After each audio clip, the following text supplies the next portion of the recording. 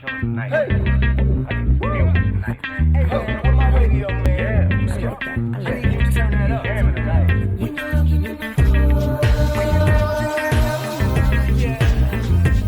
Turn on the radio. You and I turn on the radio. Yeah.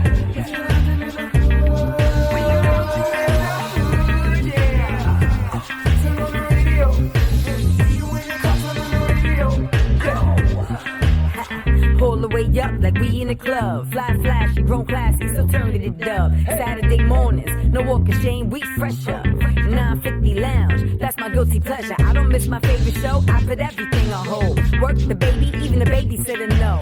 When 950 come on, don't bother. I'm locked in 10 to 1, no problem. Turn on the radio.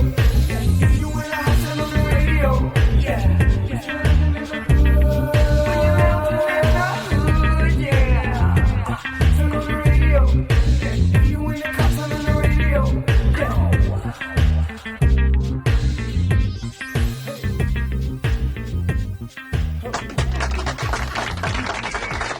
Like I mentioned earlier, this young lady here, if you're a big fan of First Take, if you're a big fan of her podcast, she's on social media. She's also a huge Longhorn and Cowboy fan. We won't let her get here in New York. But ladies and gentlemen, welcome Chrystal Stone to the show. Welcome to the show. Thank you. Thank you. I didn't know what to say. I was going to say something, but I'm like, let me just get the name out. That's safe. That's a safe bet for you. Now, you won a contest to do First Take, and you was on the show back in January, I believe. Talk about that experience a little bit. Well, First Take decided to have this contest to allow viewers to participate on the show, and you had to submit videos over the course of 6 weeks. To respond to different topics on the show, to win a chance to go on the show to debate with them, and I was the female winner, and I beat out over like 15,000 videos. Wow. So, and then I got to go on the show and debate with Stephen A., Max, and Molly. Held your own pretty well. Thank you. I'm a fan of First Take. I mean, I watch the other show now, but I'm a fan of First Take. but you held your own there. Thank you. I appreciate it. It was a lot of fun. It was nerve-wracking. I was on for 2 segments. The first segment was a little like, ooh, what's going on? Right. And then the second segment, it was... Let loose. Yeah, let loose, yeah. Now, again, you're no stranger to sports. You're a sports fan, you know, UT, Texas, and Dallas, and I know obviously... Yes, she carries it well. She got the star. I thought it was wonderful. Man, that's just burning my insides right now, boy. Okay. Yeah, I'm staying on this side. I'm going to look this way. I ain't even looking over there. I'm just upset. But obviously what has taken the sports world by storm, not just football, the sports world, just political world, is the Colin Kaepernick situation. I know when we reached out, I wanted to have you come on here and discuss that, being an African-American female who's a sports fan. Your thoughts on the Kaepernick thing and how it's affected how a lot of African-Americans look at football? You know, it's unfortunate the way that this whole situation has played out, because it was really quiet at the beginning of last year. Kaepernick started protesting during the preseason. No one knew about it. He was sitting out in the national anthem the first 2 games of the preseason. No one talked about it. It wasn't until the 3rd preseason game that the media picked up on it and it turned into this big thing.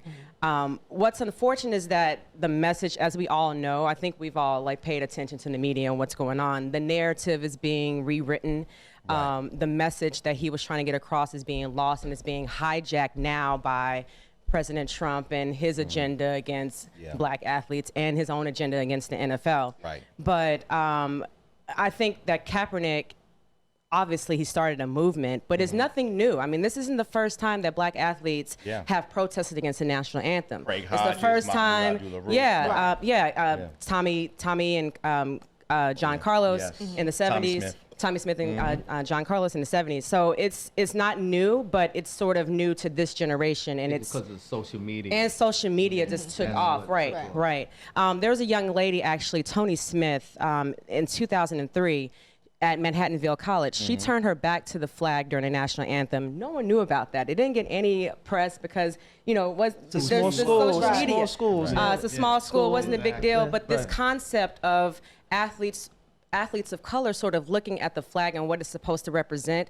but the symbols just aren't being exemplified in our everyday lives. I heard about the NBA commissioner saying that, the NBA players won't, they will all stand for the flag. Well, they have something in there. 90% of the NBA is black. How But you they gonna have sit there? something that if you don't, after Mahmoud thing, it's actually written in their doctrine. Yeah. That They you will actually be have a suspended. rule. Yeah. The difference between the NBA. Let LeBron.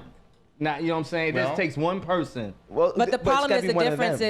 is they actually have a rule that you should stand that's been in place for several years. Right. The NFL does not have that rule. Right. So they actually have the choice, which is crazy that you actually give them the choice to Yeah. do what they want to do, but these NFL owners seem to be punishing a lot of the players for doing it. But remember, the NFL, they never even came out for the national anthem. Remember, they used to stay in the back Before 2009. before 2009, Because so that's why there was never a really They got that money with contract. them, right? with You the- know, armed forces, they Armed pay them. forces. Exactly. So once they got that contract, okay, Yeah. now everybody's got to come out for the national anthem. But Got before a that, show and everything. yeah, but before that, there wasn't. It was The only teams the was Super never. Bowl. Only The the Super teams was Bowl never they on the stood field for. for the national And anthem. how funny is it that people keep saying keep politics out of sports Right. when it's the NFL that brought politics into into the sports. sports. And now it's sort of in your face with these players and these Mm-hmm. African American players. You come out into the field and you got to stand there and listen to the lyrics of this song and look at the flag and think about what's happening on the streets in their communities. And they're supposed to just be Transparent. closed off. Yeah. Yeah. So It's supposed to be, well, as somebody said, you're at work. And if that's your Right. job, you're supposed to do your job and leave your politics for outside your job. But when you need to make a stand, you have to sometimes bring the politics It's never a good time to the workplace to voice your sometimes. opinions. it's never a good time to protest. It's never convenient. It's never not. comfortable. That's why it's supposed to be it's uncomfortable. Right, it's That's right. why it's It's- supposed to be so uncomfortable right now. Yeah, but like I said, first of all, my whole thing is I don't find it disrespectful to kneel anyway. If you know the history of kneeling before the flag was being done numerous times throughout history without it being anything disrespectful. I think it's the fact that it was an African American man that did it. It drew the attention, and people didn't like that. At the end of the day, yes, we pay these athletes, but to what respect? Because a lot of people, unfortunately, look at them as mules. They work for this check, for this money, and therefore, since we're paying you all this money, you're going to do what we want you to do, and that's just the bottom line. Right now, we're at an age where people are starting to just be vocal now with their opinions and how they feel on the inside. I don't think he did anything respectful, and it really has nothing to do with what's going on with the military, fighting, kneeling did not have to do anything with the military. And I work around a lot of people that's in the military, Air Force, Marines, all types of stuff. And they say, yes, that really has nothing to do with us. The kneeling. I think he takes a concept and however he feels about it, his personal opinion, he makes it this big thing. And like you said, the message is lost. He was kneeling for something totally different, not because he feels like I don't love this country and I don't love this flag.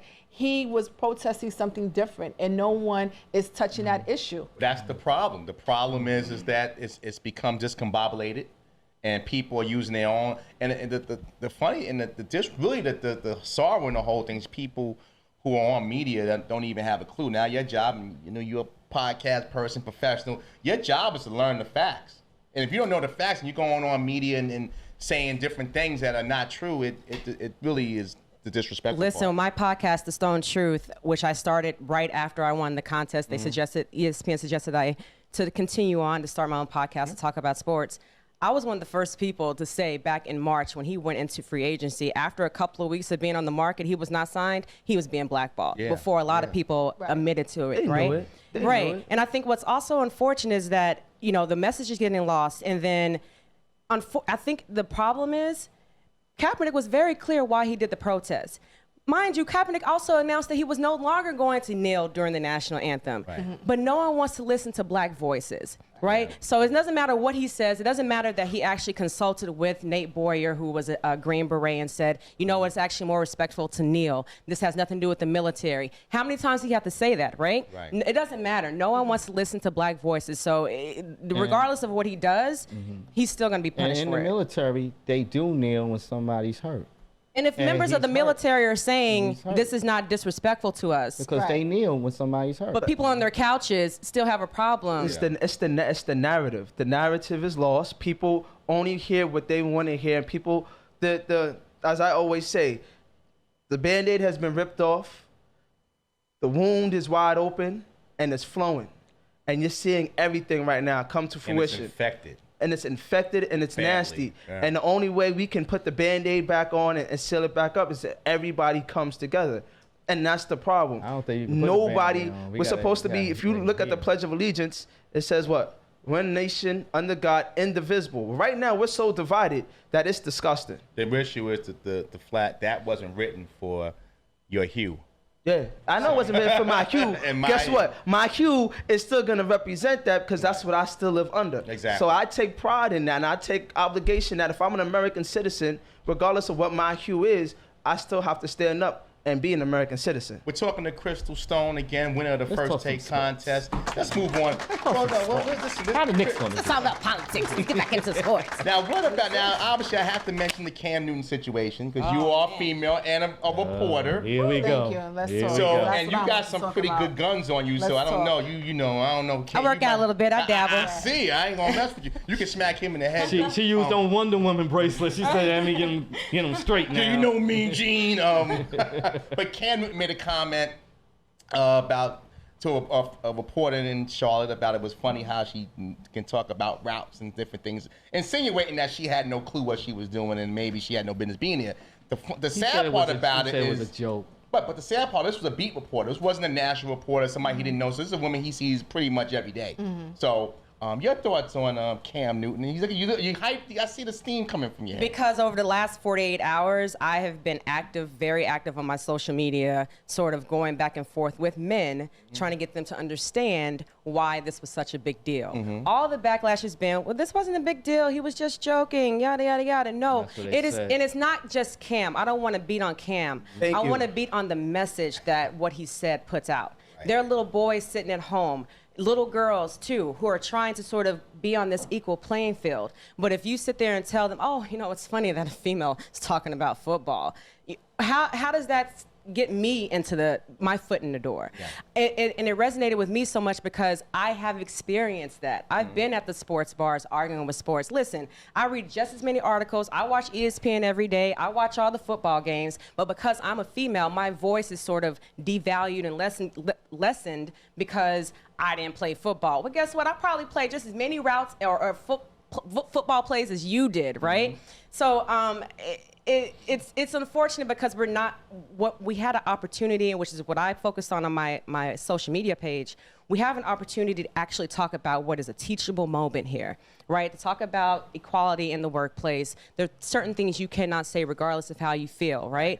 But it got, again, hijacked by the fact that the reporter supposedly put out, or she didn't supposedly, she 7 years actually ago, She yeah. did. put out 5 years ago, Yeah. put out these very offensive racist tweets, and then it became, well, wait a minute, he was responding because she's a racist, and then the whole, But we couldn't lost that, it. Couldn't we that lost have been it. the case that maybe, being that she's a beat reporter, and this is almost like people working in your workplace, you know their personalities and how they are. Could it have just been that maybe Cam was being sarcastic because he knows her true thoughts? Here's my problem with that. You don't combat one ism with another ism. Right. You understand? Just because you think you know that she may have some racist attitudes about her, you don't then attack her for being a female. Yeah, he just couldn't like What are you this. fixing? I mean, how about and you know what? If he knew that, you know a way to put that, Next question. Does next question, Next or question. there's just another way that you can address that. Right. The issue that you actually have instead agree. of making yourself look like a sexist. I guess basically. we now know why NFL players can stand up on a podium for 15 minutes and say absolutely nothing.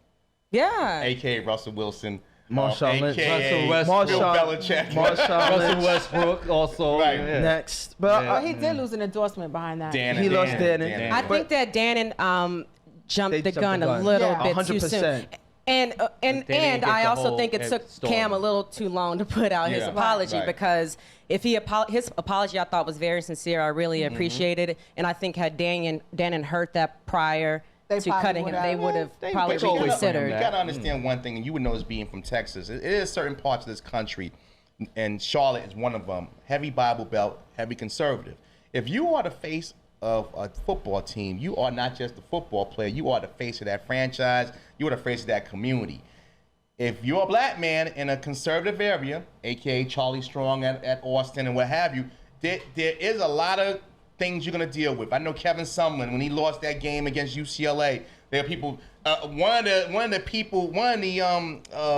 Alumni? it wasn't alumni. One of the people part of the Board of Regents actually came on Facebook and said he should be fired. So these things happen when you're an African American in certain markets more than others, because it's just they face what the community is. And Cam's got to understand that, coming from Auburn, living in Atlanta, growing up, he's got to know that. But here's my problem, and my boy put this up on Instagram. He said one quarterback sent a picture of his penis to a woman in a locker room. Another quarterback was accused of harassing a massage therapist. Right.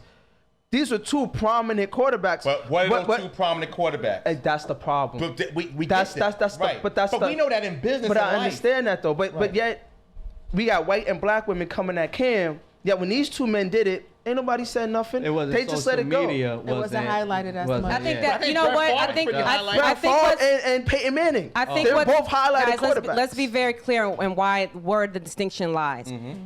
This happened. We're bringing up things that happened in the past, right? And then we're having to sort of put it in front of the judge and judge it. Cam Newton did this live on camera, you know what I mean? And we were able to address it right then and there. So when people try to compare it to Trump's situation, when he said grabbing the you know what, we had to dig that video out and sort of deal with it within the confines of the election campaign. Cam did it right on camera. We were able to deal with it. He apologized. I think he handled it well. And the teachable moment was there. Yeah. This now, how do we go back and prosecute? It's like, we sit there and we prosecute this young man, but at that time when these things happen to other people of a different hue, that's definitely there. It's like, he was just being funny. Oh, it's okay. But if a black man speaks out of place, or if a black man kneels and they find it wrong, it's a whole serious discussion.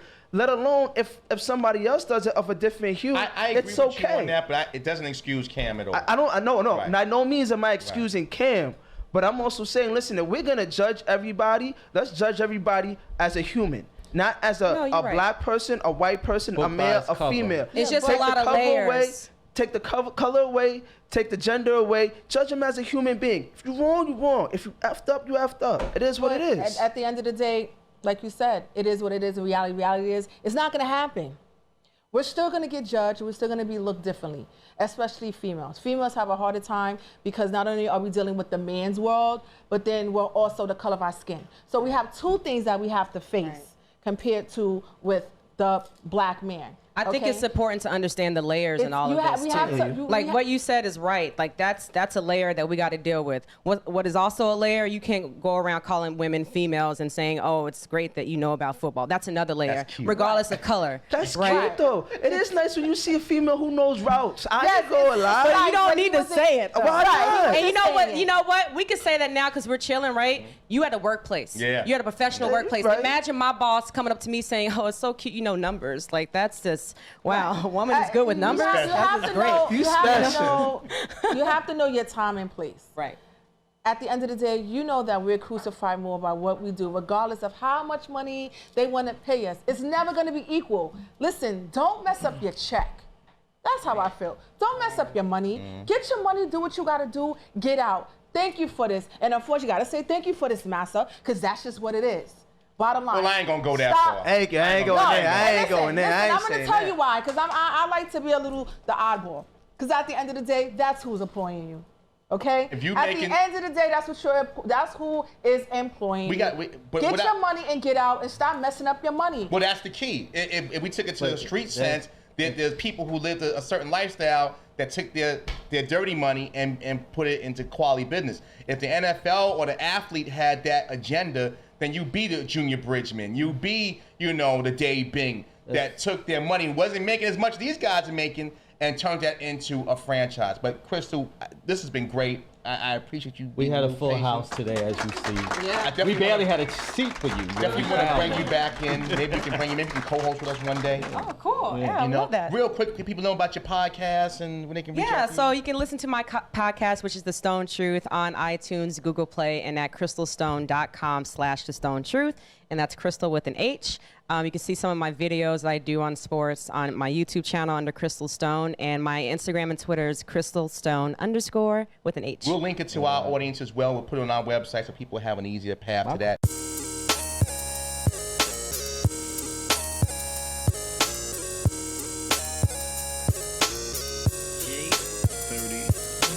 get it in the morning. Every Saturday I be up, no yawning. 950 lounge on Square.